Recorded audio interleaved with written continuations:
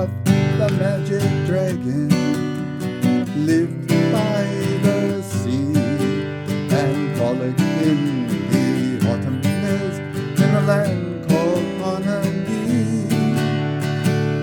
Here's a short lesson on Puff the Magic Dragon. I've just always liked this song. Nobody's ever asked me for it before, but now somebody's asked me, so I want to throw out something kind of quick. Well, since I don't have too much time right now, I'm going to use, first I'm going to play the whole song, nice and easy. I'm going to use a very simple strum, and of course you can vary up the strumming. One of the things I want to say about simple strums and more complex patterns, a lot of the students want to learn a lot of different strumming patterns and then decide when and where to use them.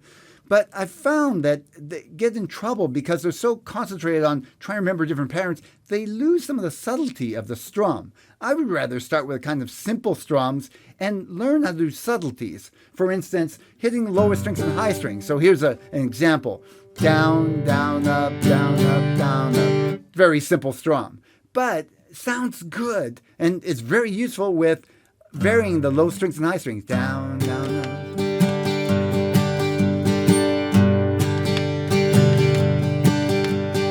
Much different than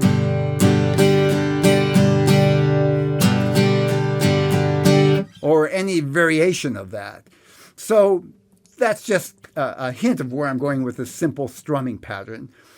I'm going to play the song, and then I'm going to do a couple of exercises that I'd suggest practicing, because I know it's difficult getting from the G to the B minor if you're just learning bar chords, or even if you've been playing for a while. Sometimes going open chord to a bar chord is a real stumbling block. But eventually we're going to this progression to practice. A G to a B minor to a C, and I'm going to use the C that I like. I know a lot of people use this folk style still, and it's perfectly fine. But I use this version, which is not the one I think Peter Yarrow uses, but it sounds good to me, and it's an easy transition going from here to here and to D and back to G. And then finally the D chord. I don't use a D7. You could. Adds a little spice to it. I think not necessary, but that's my opinion. Again, it's fine using D, D7, or a combination of the two. So here we go. First the song. Puff the magic dragon lived by the sea, and frolicked in the autumn mist in a land called Honolulu. Puff the magic dragon lived by the sea, and frolicked in the autumn mist in the land called Honolulu. Now all the verses are the same chords to B minor that the Jackie paper puff. He brought in strings and sealing wax and other fancy stuff, and so on the same progression over and over. Oh, the other thing I want to mention about this is that if you want to play along with like a video of Peter Yarrow, that's Peter of Peter, Paul, and Mary, they put a capo, or he puts a capo up here on the second fret, so that raises it up 2 half steps, 1 full key into the key of A. So I'm fine with G for my voice, but I actually think it does sound a little better up the full step there. First exercise, getting from G to B minor. Now, of course, I would start off by just casually, with no timing, nothing, just practicing that motion, and do it a little bit slow and kind of just see where the fingers are falling. Kind of get used to seeing the fingers move around. Now, when you get to that point, you want to nudge it up a little bit. In other words, make it so you have to get there a little bit faster. So I'd maybe put on a metronome, or at least create a pulse, and go from G to B minor, but leave a gap. Now we're going to leave some time. So it's hit and gap, and then B minor, and then gap. If that's super easy, move it up a little bit, okay? Next step, I want to add a strum to that. So it's down, down, up. And it's on the up that I want to change now. So you're only getting half of a strum to change. And that's realistic, because when you're playing a song, that's kind of how it works. So listen. Down, down, up. And then think change in that up beat. Down before you come down again. Down, up. Here a little faster. Down, down, up, change, down, up, change. So I'm leaving a little gap. If I were to extend it, it's like this. Listen. Down, up, space, down, up.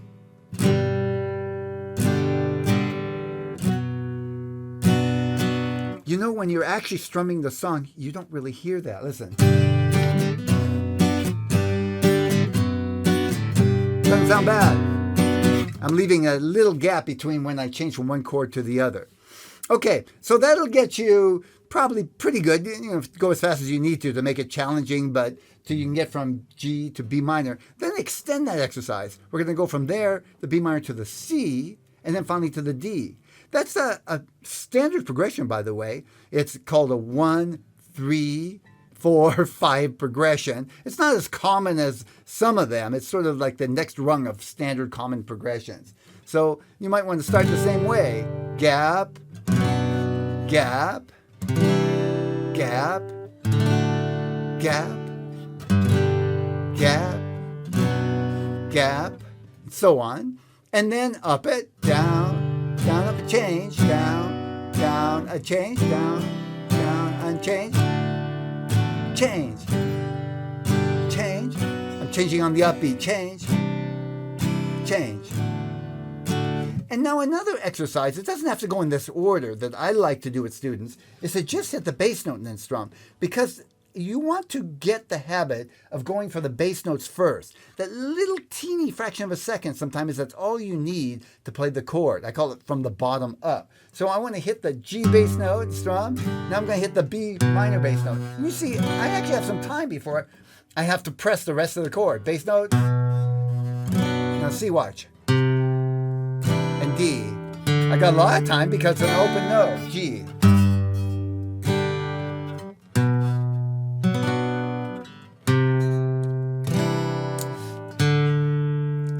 This sounds like a song that I know it's in Spanish called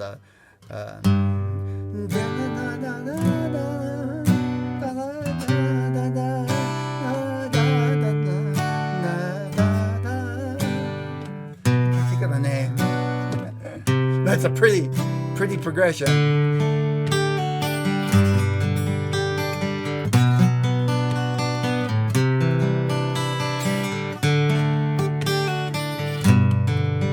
Anyway, that gives you a little lick to practice, but those 4 chords are the basis of this song. Going to A7 to D is actually pretty easy comparatively. Hope that helps. Bye.